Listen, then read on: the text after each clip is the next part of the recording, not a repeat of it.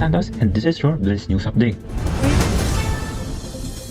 In the fast-evolving digital world, the Philippines is making a bold step in implementing e-governance, bringing government services closer to the people through technology. From paying taxes and applying for business permits, to accessing healthcare and even renewing driver's licenses, many public services are now just a few clicks away.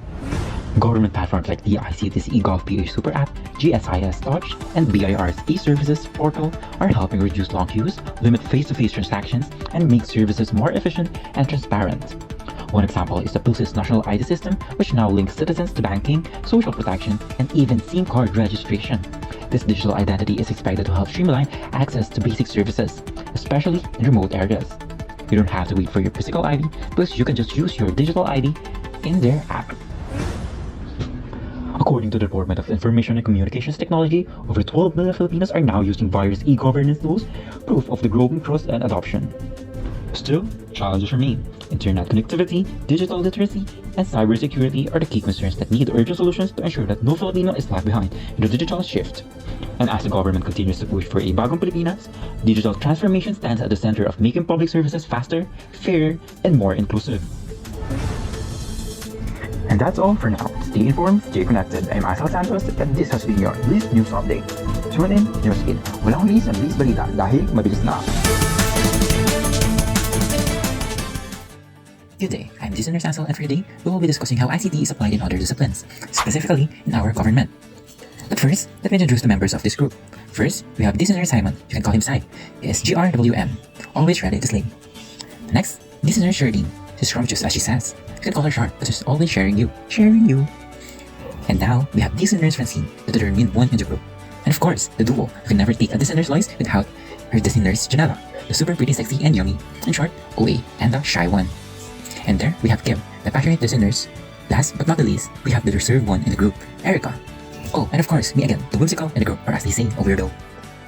This is the 𝘿𝙞𝙨es that will be discussing ICT in governance, or e-governance. Hello, I am 𝘿𝙞𝙨 Sai, and before we head into our main topic, let's take a look back on what ICT is first. What is ICT? Information and Communication Technology, or ICT, is a broad field that merges IT and telecommunications to enhance how we learn, work, and communicate in today's connected world.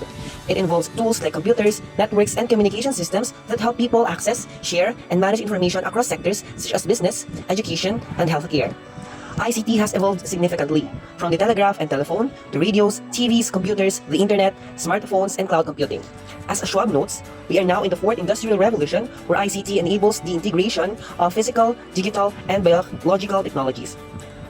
ICT's benefits are undeniable, as it offers major benefits such as improved communication, increased productivity, greater accessibility, economic growth, and expanded educational opportunities. While ICT makes daily life easier, it also comes with drawbacks, including the digital divide, cybersecurity risks, overdependence on technology, privacy concerns, and infrastructure limitations in underserved areas. Now, let's head to our main topic for this video, ICT in governance, or we may call it as e-governance. 𝘿𝙞𝙨 Shar. What is e-governance? ICT in governance, also known as e-governance, involves the strategic application of digital technologies to improve government operations, enhance public service delivery, and strengthen transparency, accountability, and citizen participation. By using tools such as the internet, mobile devices, data analytics, and cloud computing, governments can streamline administrative processes, manage data more effectively, and improve interactions with citizens, businesses, and institutions. This digital transformation makes services more accessible and efficient. Citizens can now complete tasks like paying taxes, renewing licenses, applying for permits, or accessing public records through user-friendly online government portals, eliminating the need for long queues and in-person visits. One of the core purposes of e-governance is to reduce the complexity and inefficiency that often characterizes traditional bureaucratic systems. By digitizing processes such as interdepartmental communication, data storage, and administrative workflows, governments can significantly cut down on processing time, reduce paperwork, and lower administrative costs. Moreover, the automation of routine tasks frees up public sector employees to focus on more complex and strategic functions. To sum it up, ICT is essential to modern governance. When well executed, e-governance can make governments more transparent, responsive, and citizen-centered, with great potential to strengthen democratic processes and public service delivery. To continue, we have 𝘿𝙞𝙨 Francine to discuss what are the components of e-governance. Thank you, 𝘿𝙞𝙨 Shar. So for its components, what we have here are the G2C, G2B, and G2G. So for the first component, we have government to citizen, or G2C. This component of e-government focuses on the interaction between the government and the general public. It emphasizes making public services more accessible, user-friendly, and responsive to citizens' needs by using digital tools and platforms. Through this model, the government aims to streamline service delivery, reduce physical paperwork, improve communication with citizens, and ensure timely access to essential services such as identification, taxes, social benefits, and public safety information. Next component is government to business or G2B. This model focuses on the government's digital interaction with business groups and industries. It emphasizes the efficient delivery of employment-related, procurement, and sector-specific administrative services. Through e-government systems, the government aims to create a transparent, streamlined, and responsive environment that supports business operations, reduces paperwork, and improves access to regulatory and employment frameworks. G2B fosters improved collaboration between the public sector and the business community through accessible and reliable digital platforms. And the last component would be government to government or G2G. This model involves interagency collaboration and the digital exchange of information among government departments and institutions. It enhances coordination, data sharing, and internal processes, contributing to more effective governance and integrated decision-making. The goal of G2G is to improve communication, eliminate redundancy, and support comprehensive policy implementation through secure and efficient digital. That would be all for the components of e-governance. Now, I am calling the duo, listeners Lois Camille and her partner, 𝘿𝙞𝙨𝙠𝙣𝙪. And now, what do we have here? It's the pros of e-governance. And of course, with the advancement of the world, life gets easier. Okay, let's say that it does come with benefits, but don't get lost in the thought of those advantages. It still comes with its cons, or what do we call it again? You mean disadvantages? Yes. But before we dive into your nigga information about e-governance, I'll discuss what are its advantages first. The advancement of e-government has significantly transformed public administration by integrating digital technologies into governance. It enhances how services are delivered, how information is managed, and how the government interacts with both citizens and businesses. The shift from traditional paper-based systems to digital platforms bring about numerous advantages that support a more efficient, transparent, and inclusive public sector. The number one is improved efficiency in government service. It improves efficiency by automating routine tasks, accelerating data processing, and minimizing paperwork, thereby enabling faster and more accurate service provision while allowing public servants to manage resources more effectively. The second one is better communication with businesses and stakeholders. It enhances communication between government entities and external stakeholders through online portals and centralized information systems, facilitating clearer procedures, timely responses, and stronger collaboration with businesses and industries. The third one is increased accessibility to services. E-government substantially increases accessibility by allowing citizens to access services online at any time and from any location, which is particularly beneficial for individuals in remote or underserved areas and those with physical limitations. The fourth one is enhanced transparency and citizen empowerment. It promotes transparency and citizen empowerment by making government information and decision-making processes more accessible, reducing opportunities for corruption, and encouraging meaningful public participation in governance. And last but not the least is more efficient government management. E-government contributes to more efficient overall government management through centralized databases, automated report, and improved communication tools, supporting better performance monitoring, resource allocation, and policy implementation aligned with public needs. Now that we have heard the advantages of e-governance, let's now look on what disadvantages it also brings with it. Despite its many advantages, e-government has some drawbacks and challenges, particularly in developing nations like the Philippines. Limited digital access is a key issue, as some residents of low income and rural locations do not have the devices or internet connectivity needed to fully utilize digital government services. This results in a digital divide that exacerbates inequality. Cybersecurity risks are also a concern, as hackers and cybercriminals attack government systems, potentially compromising sensitive data and weakening public confidence. Technical issues may occur when platforms are outdated or badly maintained, leading to slower service, system outages, or mistakes that affect the dependability of services. This can make it hard for people to distinguish between factual and false information, resulting in misinformation and skewed public perceptions. A lack of digital literacy, especially among the elderly and less educated, can deter participation and reduce the effectiveness of services. Lastly, implementation is expensive, requiring significant funding, skilled staff, and constant upgrades, and if the technology becomes outdated, e-government may not be as effective. So in conclusion, even though the e-government advances society, these issues need to be resolved to guarantee that it works effectively and equally for all citizens.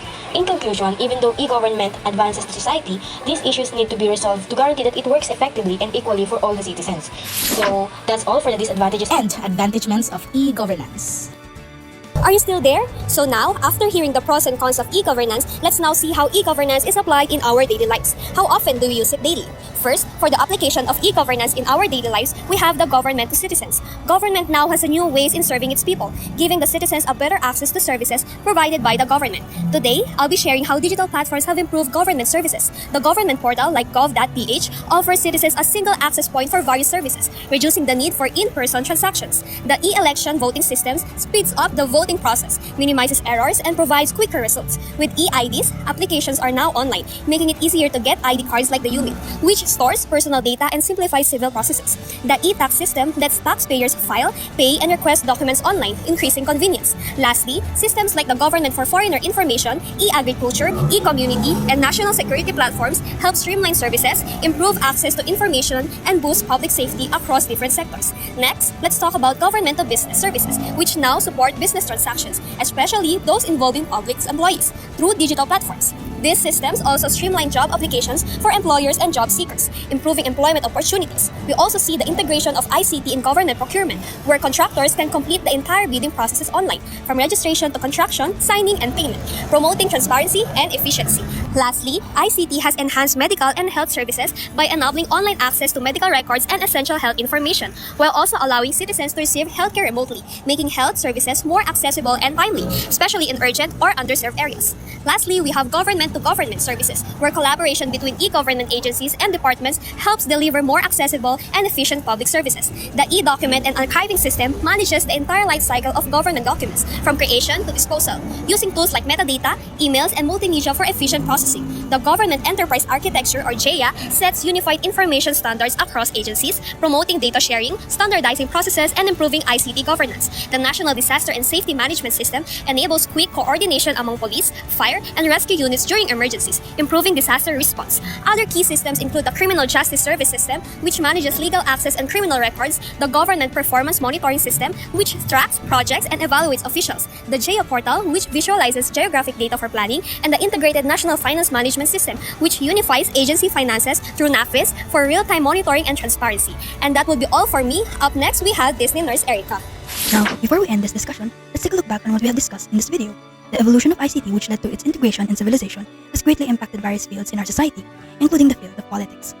We know that ICT combines information technology and telecommunications. Its role has been pivotal to modern life, impacting education, business, governance, and health. In our current era of modern technology, specifically the Fourth Industrial Revolution, ICT has incorporated itself into physical, digital, and biological systems, its core components being hardware, software, networks, data, and lastly, people who operate and maintain these ICT systems.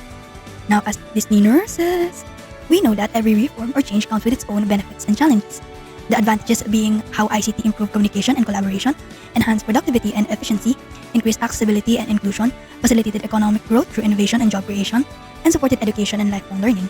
While on the other hand, ICT also bears some limitations, including problems related to digital divide and inequality, cybersecurity risk and breaches, over-reliance on human technology and reduced human skills, privacy issues and ethical concerns, and lastly, infrastructure gaps in rural or developing regions. The utilization of ICT in governance has transformed government operations, improving public service delivery, increasing transparency, accountability, and citizen engagements. Through digital services, bureaucracy and operational costs have been reduced due to government transactions, and applications becoming more convenient for the public. Though e-governance offers advantages such as improved service efficiency, increased service accessibility, and a more efficient government management, it may also still pose cybersecurity and data privacy risk, technical issues due to digital literacy gaps, and have high implementation costs. Nevertheless, its impact on society remains palpable and progressive. From having a government portal where citizens have centralized access to public services, the implementation of a UMID system or Unified ID for multiple government transactions, and to the possible e-election voting systems we could carry out for a much more faster and accurate elections once we achieve a transparent election management process. The future of ICT promises long-term benefits for governance and public engagement. Its transformative impact holds potential for continued innovation and digital inclusion. These emerging technologies interweaving into our daily lives may give us a chance at achieving UN Sustainable Development Goals, a powerful effort which, if used correctly, can result in our nation's hope for not only improving our statistics in digital literacy, but also a chance for us to achieve ethical governance. And that would be all for this discussion. Again, we are the Disney nurses. We have the wits and the wisdom. We serve you knowledge, and sometimes we just serve.